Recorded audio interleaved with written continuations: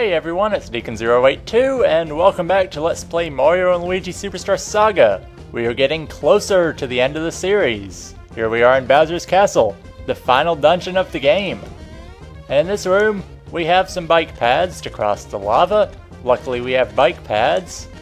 I guess I'd rather have a bridge, but hey. It's Bowser's Castle. They don't want to make it too easy to get through. I mean, there's some scare factor if you were really going through here. So we have another door open. And this one is the Koopalings room, I believe. We have a save block here. And yes, this is the second Koopaling. This one is Morton. Morton will send these shockwaves at you, which you have to jump over. If you get hit by one, you'll get sent back to the beginning. So you don't want that to happen. When you touch them, you'll initiate battle. And like I said in the first fight with Iggy, most of the Koopaling battles play out exactly the same. So you can just treat them as the same battle. You want to take them out easy? Morton will give you the Bowser Fist if you use Swing Bros Advanced on him. And I'll go over what that badge does in a minute. This time I will actually go over what it does at the end of the battle. And my jump's not working too well. He will jump and land on the ground. The number of times he spins equals the number of shockwaves that come at you. And Morton's shockwaves come out at intervals. So there are other Koopalings who will send out shockwaves, but they're different. Like it's the same fight, but small things about the battle are different for each Koopaling. And these guys aren't too hard. They all go down pretty easily if you just spam Bros attacks on them. That's the second one defeated. So we have the Bowser Fist. And the next platform goes up, enabling us to pass. The Bowser Fist gives us powerful Bowser-like attacks. It basically means your power goes up in battle once. It's nowhere near as good as the General Badge, but I will show it off to show what the power up actually does in this battle. We have it on Luigi, so when Luigi attacks, we will be able to see what his power up does. As you can see, you have the power-up symbol next to their health bar. So you'll see his power drastically go up for one attack though. Now actually it's a power-up for the entire battle instead of just for one attack. So I guess it's worth using, but mainly the Bros attacks we use are knockback Bros, which is actually Mario attacking. So maybe if you put this thing on Mario, it would be more useful. I think I'm going to stick with the General Badge, actually. So, we'll put the General Badge back on. And honestly, that'll probably be the last battle I'll be showing in this episode. Besides the Koopalings. Because we're going to get a lot out of the way this time.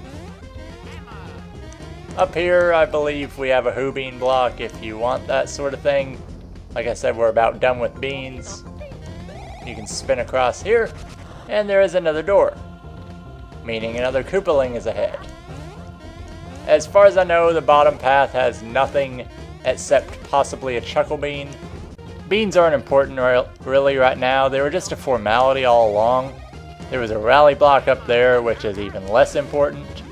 One attack the Bowser Fist will boost, though, if it's on Luigi, is your Swing Bros Advanced when Luigi gets the first hit. So I'm going to put it on and see how much damage it does in our next battle. But here we have a whirlwind. Not really a puzzle, as it was just a series of whirlwinds going straight across.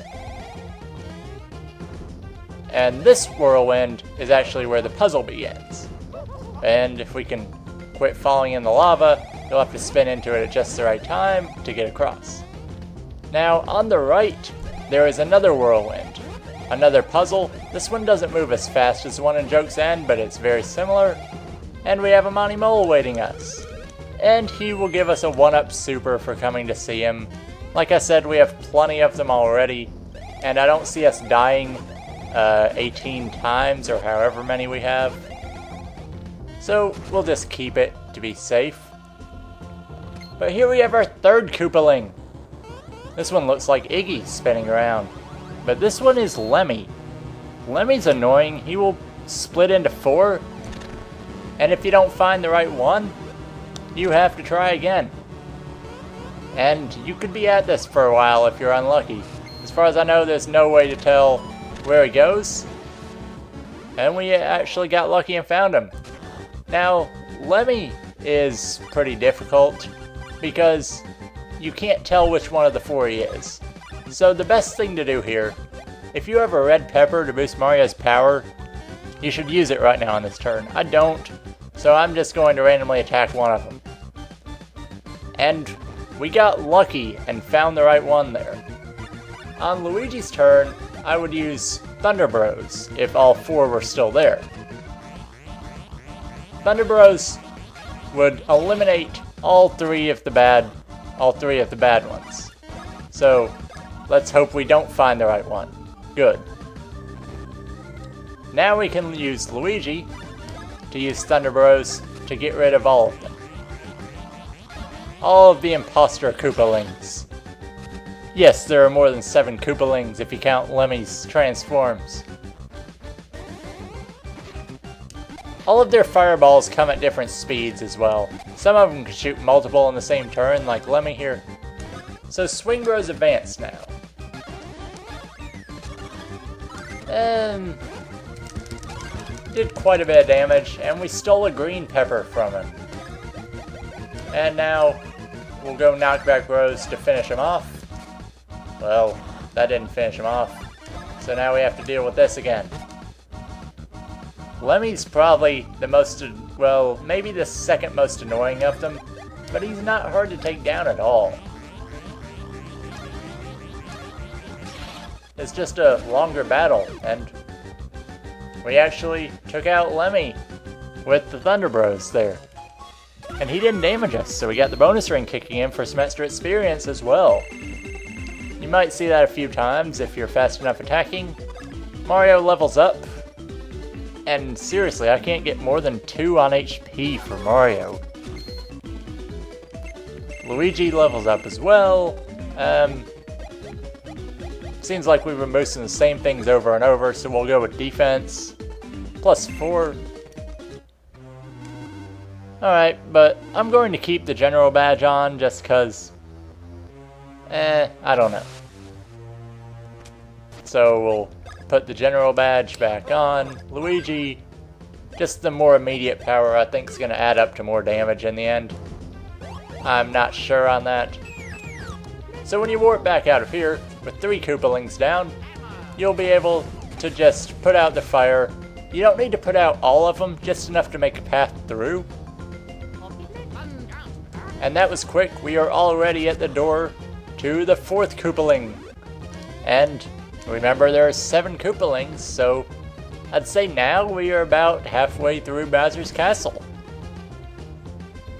This is similar to the puzzle in the Woohoo University, where we had to basically do the same thing. If you remember, this one will move really fast, but you can't miss more than 3 times. If you miss 4 times, you'll have to start the puzzle back from the beginning. But the thing that makes this one harder is this one will, the last one will walk around randomly, and you have to get it in the right spot, and you really can't judge. So you're gonna walk back through up here, through the door that just opened, and the door up top's locked. Piranha Plant Prose. When tickled from behind, all water gets spit out. Prose. Anything that is not poetry. That's a good definition because that certainly was not poetry. So we have 2 Piranha Plants here. When you take down one of them, a switch will appear.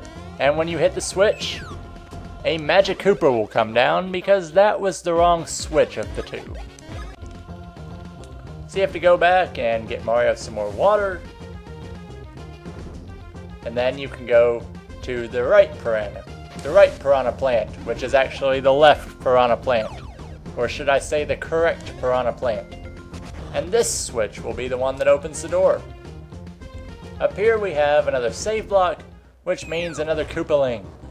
And this one is my personal favorite, Ludwig von Koopa. Ludwig's gimmick, his shell will come at you. And you have to avoid getting hit. It's easier just to jump with both brothers until he goes in a straight line at you. And if you get hit, you have to go redo this entire thing over and over again. So I'm going to try not to fail too many times. If I fail this time, I'm just going to cut to the battle. Sometimes he will not actually hit you, so you can be saved if you were trying to jump there. Generally, anytime he doesn't go in the straight line, it's easy to avoid. Anytime he does go in the straight line, you have to watch yourself. But this is Ludwig von Koopa. He actually thinks, he makes you think he ran away. So when you leave to go find him, he'll come back and initiate a battle. Ludwig, similar to the rest of them, Swing Bros Advanced, will steal an item. And this item is a 1-up super. Not like we already have plenty of those, but hey, it's a great item. Arguably the best of any item you can get from these guys, because we already have everything we can get. Similar to attacking style, he will retreat into a shell and spin around. And this guy can be difficult to dodge if you don't know exactly what he's doing. Luckily with the defense drop, this guy goes down rather fast as he's mainly an attacker. Doesn't have a ton of health like some of the others. If you can get a good run on Knockback Bros, you can take him out really fast. As you can see, he goes down in just 2 turns. And we get quite a lot of experience. So we took down 3 Koopalings in 1 episode. The puzzles get longer from now on, so you'd think I could take down the next 3 Koopalings in the next episode, but it'll probably be 2 more in here. So, just getting you prepped for the end of the series. Next time on Let's Play Mario and Luigi Superstar Saga, we will be continuing through Bowser's Castle, fighting some of the remaining Koopalings, and eventually reaching Bowletta, and see what she has in store. See you next time!